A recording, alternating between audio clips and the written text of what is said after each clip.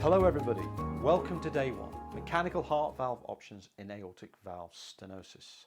Now, just before we get into the meat of this presentation, I want to remind you about what aortic stenosis is. Aortic stenosis is when the aortic valve becomes thickened and ultimately calcified. This leads to rigidity and blockage of flow through the valve.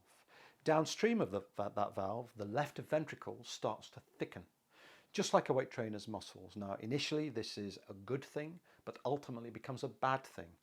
The aortic valve stenosis progresses, the blockage becomes more and more difficult for the ventricle to cope with, and eventually you get shortness of breath, you may become dizzy, you may even get chest pain because the thickened muscle isn't getting enough blood supply, even though your heart arteries may be completely normal. Without treatment, symptomatic severe aortic stenosis has a very bad long-term outlook. There's a 50% chance that you might die within 2 years without treatment. Now, the good thing is that with treatment, we can change that risk completely and also make you feel better. Now, going back to the first type of option in aortic valve replacement surgery, the mechanical valve. Let me tell you a few things about this. The mechanical valve is a great piece of engineering. Throughout history, mechanical valves have shown very little evidence of structural failure, and therefore we expect these valves to last you a lifetime. Now, the drawback of mechanical valves are twofold. Firstly, they can click as they open and close. And if you look at this mechanical valve, you can see the leaflets. Put it on my microphone, you hear them clicking.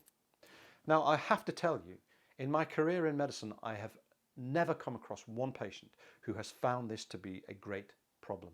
So I really wouldn't worry too much about this issue. The real issue with mechanical valves is that without the treatment with warfarin to thin the blood, these valves can clot off and stop functioning. So whilst we expect them to last forever in you, and therefore you won't need another operation, you do need to take a blood thinner, and that is a blood thinner called warfarin. Warfarin is a tablet. You take it every day.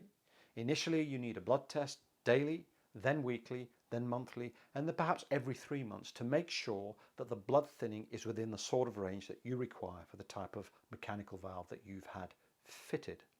Now, most mechanical valves require an INR, or international normalized ratio, or basically a blood thinner measurement of between 2.5 and 3. You'll come to understand this a great deal if you do choose a mechanical valve, because you'll become very familiar with the measurements in you. And we do that doing a simple blood test. Now, the problem with warfarin is that if you are to change your diet radically, or perhaps you're to binge drink, or there are certain types of medicines that you can get over the counter that can disturb the effects of warfarin, you can either exaggerate your response to warfarin or you can reduce your response to warfarin. And so when you change the way you eat, the way you drink, or the tablets that you take, we must take greater note of how thin your blood is when you are on warfarin. Now, the other problem with warfarin is that it is teratogenic. Now, that's a very fancy word for saying that if you take warfarin and you are a lady and you become pregnant, in that first 12 weeks of pregnancy, warfarin can be damaging to the baby. And so this is an important consideration that we will pick up in video 4, but I just mention it now. The other thing I'd like to say about blood thinners in general is that with mechanical valves, you may well have heard about a blood thinner that you can take just once a day and you don't need any blood tests. These blood thinners are not suitable for mechanical valves currently, so warfarin is the only option. If you need another treatment, like you need an operation to, say, fix a hernia or replace a knee or any kind of other operation, we can stop warfarin for a short period of time and cover you through that period of your treatment with another medicine called heparin, which we can either give as a scratch or into the bloodstream. But really, on the whole, for long-term treatment, warfarin is the only suitable option. Now, there is one other thing to say about mechanical valves and warfarin, and that is this.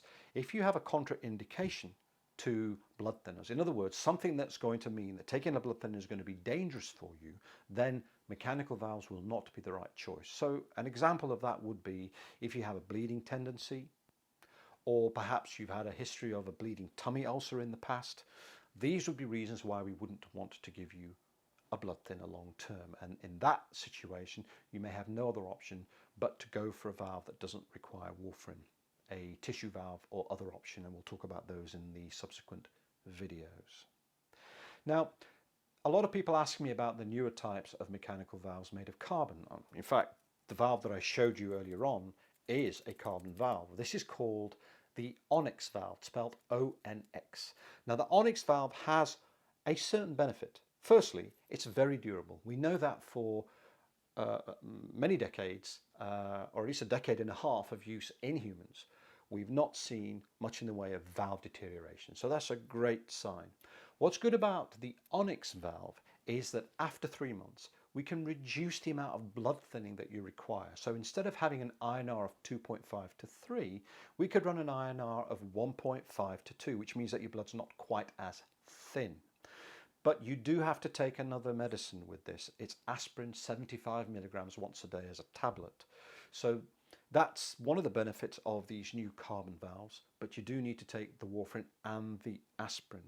Now, this is really quite useful in younger people who, want to choose a mechanical valve and want a reduced blood thinning requirement. It allows them to go about their business a little more effectively without the risk of bleeding. If you fall off your bike and your INR is 2.5 to 3, you're probably going to suffer more of a problem than if you had an INR of 1.5 to 2. One of the drawbacks, though, of running the INR low is that if it gets too low, there is a potential risk of clot formation. So in young patients who choose the Onyx valve, I tend to recommend that they home test. And you can buy a home testing monitor and get home testing strips that allow you to test your INR at home, just like a diabetic would check their blood sugar. So there are options for individuals who want to control their own blood thinning. And if you really want to do that, it's a very effective way to do it yourself. Now, which patients would be most suitable for mechanical valves? Well, we've kind of said this already, but I'll clarify it in a bit more detail. If you're younger and you need a replacement that's going to last a lifetime, mechanical valves are the right option. If we look at the risk that you take when you choose different types of valve options, there's a simple rule of thumb here. If you're under the age of 50, then there's a life-enhancing benefit associated with you choosing a mechanical valve. If you're over the age of 70 with aortic valve stenosis, there's a life-enhancing benefit of choosing a tissue valve, because as you get older, you need to avoid a blood thinner because your blood vessels get thinner, you develop other problems that might need treating. So requiring a situation where you can avoid blood thinners is a better option for you when you're over the age of 70. Somewhere in between, it's a lifestyle choice, so that between 50 and 70, if you are, say, 52 or 53 and you choose a tissue valve, there's a higher chance that tissue valve is going to wear out over time because you're a lot more active. And so you're likely to require multiple treatments over time. By choosing a mechanical valve, you won't require that. So, rule of thumb, under the age of 50, mechanical valves show life-enhancing benefit. Over the age of 70, tissue valves show life-enhancing benefit. And in between, it's a lifestyle choice. Do you want a permanent solution and take warfarin, or do you want to take the risk of further treatments down the line in order to avoid warfarin therapy?